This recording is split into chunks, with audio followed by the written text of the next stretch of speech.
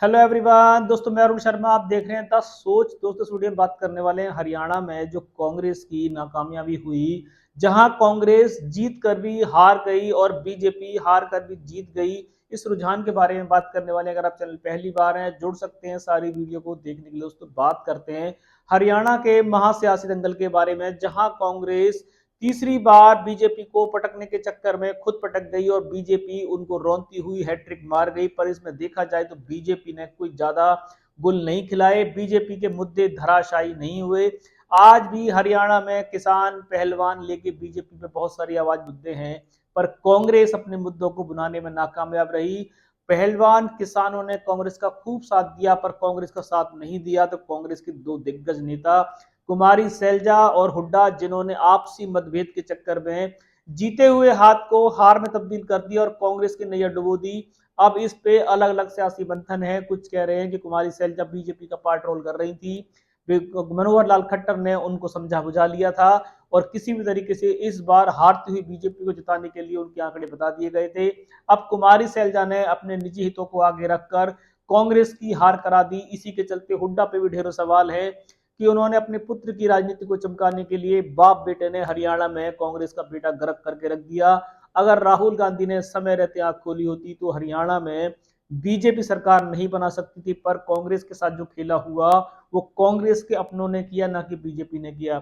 BJP जहां लोकसभा चुनाव में पिछड़ चुकी थी, जहां 5 सीटें भी राम राम कह के जीती थी, पर उसके बावजूद भी कांग्रेस ने हुड्डा को फ्री हैंड देकर अपने आप को मुक्त रखा और हुड्डा ने अपने पुत्र की राजनीति के चलते अपनी मनमर्जी की। ढेर सारे दिग्गजों की टिकट काट दी गई, जिसमें कुमारी सैलजा ने तो मंच भी साझे नहीं किए, आधे प्रचार से दूरी बना के रखी और खाली सीएम के सपने देखती रही। अब इनमें ये सूत्र बताते हैं कि ये कहीं ऐसा तो नहीं कि मनोहर लाल खट्टर ने कुमारी सैलजा को कोई अपनी अलग से कोई कमेंट किए हो कि आप कांग्रेस को हरवा दो, हम आपको कुछ ऐसा रुझान देंगे। कांग्रेस में उनका सीएम बनना बहुत मुश्किल था, भले ही वो कांग्रेस नहीं छोड़ती, क्योंकि विपुंदर सिंह हुड्डा के चलते कांग्रेस में उनका सीएम बनना बहुत मुश्किल था, जिसके चलते मनोहर लाल खट्टर ने कुमारी सैलजा को बीजेपी में आने का निमंत्रण दे दिया था। और जिस तरीके से बीजेपी खुद हरियाणा में मुद्दों के चलते हिम्मत हार चुकी थी, ऐसी संजीवनी बूटी मिली कि उनको खुद समझ में नहीं आया कि वो जीत कैसे गई। अब वो सारा क्रेडिट आपस के इन लड़ाई झगड़ों में चला गया। बीजेपी तो अपना मोर्चा मार चुकी है, नायब सिंह सैनी को कमान मिलने की तैयारी है, पर कांग्रेस की बुरी हालत ये है कि वो मंथन कर रही है। राहुल गांधी ने भले ही मीटिंग की हो, भले ही समय की कि बर्बाद किया जाए, क्योंकि कांग्रेस तो हार चुकी है। उन्होंने हुड्डा को लेके दो टूक बातें कही है, पर कांग्रेस का दो टूक बातों से क्या समाधान निकलेगा? क्या कुमारी सैलजा और भूपेंद्र सिंह हुड्डा पे कोई राजनीतिक कार्रवाई करने की जरूरत है, ताकि जीती हुई पार्टी अगर दो ऐसे नेताओं के चलते हार जाती है जो पार्टी के हित से अपने हितों को बड़ा रखते हैं और किसी भी सूरत में पार्टी को नैया डुबो देते हैं, जिसके चलते कांग्रेस अगर इन नेताओं पर कार्रवाई करने से चूक गई तो कांग्रेस हरियाणा में आए दिन पिछड़ती रहेगी। कांग्रेस की जरूरत है कि भूपेंद्र सिंह हुड्डा हो या कुमारी सैलजा हो, जिन्होंने अपने निजी हितों को ना रख के कोई अपना सारा बेड़ा गर्क पार्टी का करा के रख दिया, भले ही वो बीजेपी में गई हो या ना गई हो। पर सूत्रों के हवाले से खबर है कि ये खेला हुआ है, ये एक मत हुआ है। इसमें भूपेंद्र सिंह हुड्डा को भी कहीं से कोई लोभ लालच हो सकता है और कुमारी सैलजा का तो बीजेपी में एक तरीके से जाने की तैयारी हो चुकी थी। अगर कुमारी सैलजा निष्पक्ष कांग्रेस को जिताने की तैयारी करती तो वो सीएम के दावे को आगे नहीं रखती, वो प्रचार से दूरी नहीं बनाती, सिर्फ कांग्रेस को जिताने के लिए आगे चलती।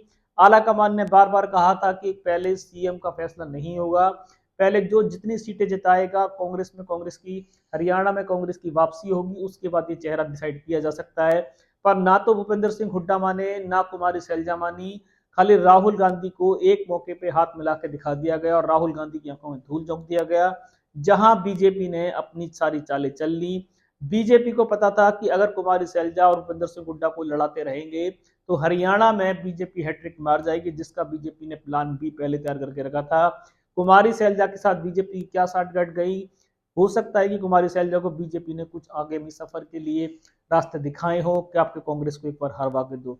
तो बीजेपी तो अपने रण में कामयाब हो गई। अब देखते हैं क्या क्या कांग्रेस हरियाणा में 5 साल कुमारी सैलजा और भूपेंद्र सिंह हुड्डा के तेवर को झेलेगी, या राहुल गांधी ऐसे दोनों नेताओं पर कार्रवाई करेंगे, ताकि आने वाले समय में कांग्रेस में ऐसे नेताओं की जरूरत ना बचे जिन्होंने हारती हुई बीजेपी को जिता दिया और जीती हुई कांग्रेस को मट्टी मिला। दोस्तों इस रुझान पे नजर बना के रखेंगे कि आने वाले समय में कांग्रेस के क्या सियासी फैसले होंगे।